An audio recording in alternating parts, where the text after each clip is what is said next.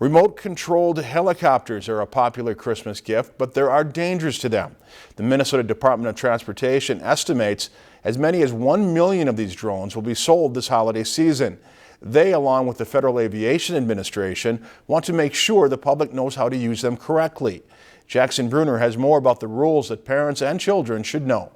Generally speaking, MnDOT says a remote-controlled aircraft should not be operated near crowds. Most folks don't know that a UAV is operating near them. So if you come flying in, these quadcopters are relatively quiet, and the other folks around may not know it's there. So if there's a large group of people, and for some reason it loses link and drops down to the ground, it certainly can injure somebody. Drones should always be flown where the controller can see them. Your yard, if you have a big yard, is actually probably the best place to be, because you don't want to be operating over a neighbor's yard or a neighbor's housing. In Minnesota, it's illegal to fly them at night or above a maximum of 400 feet in the air. The rules are much more strict when it comes to airports, as the FAA prohibits the use of a drone within 5 miles of one unless the control tower has been notified. Plane pilots and helicopter pilots are reporting to the FAA that drones have been operating in their area. You're looking at, I think it's about 100 per month that gets reported to the FAA, so it's a pretty big problem. MnDOT says these copters should be brought to the ground immediately if a manned aircraft is close. Even if it's somebody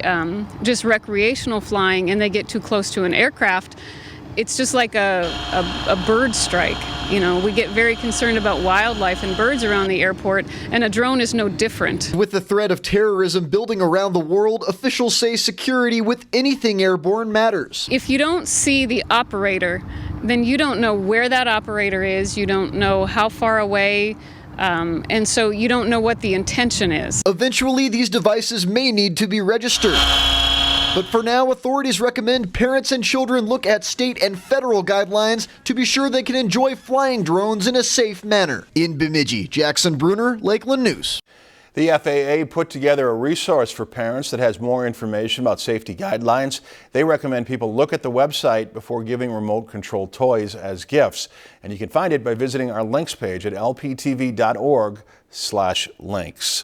If you've enjoyed this segment of Lakeland News, please consider making a tax-deductible contribution to Lakeland Public Television.